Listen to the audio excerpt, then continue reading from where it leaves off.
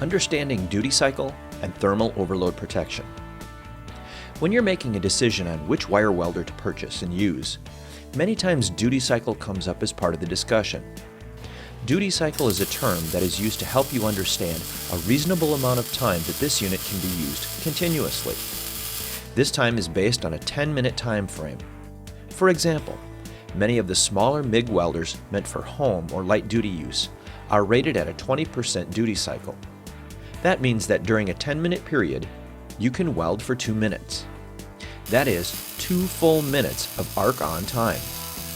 Any time that the arc is stopped to reposition material or inspect the weld, fit up parts, etc., counts towards the 8 minutes of rest time. 2 minutes of welding is a significant amount of welding time when welding on home projects. If this duty is cycled continuously, meaning that you weld for 2 minutes and then rest for 8 minutes and repeat over the life of the machine, your welder should not deteriorate. This also means that on occasion you may be able to weld for 3 minutes straight. But if you do that every day, every cycle of duty, your machine will not last as long. Duty cycle should not be confused with thermal overload. The concepts are similar, but not the same. Many MIG welders have a thermostat or thermal relay inside the welder.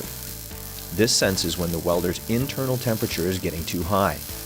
If it does get too high, weld output is cut off, but the fan continues to run.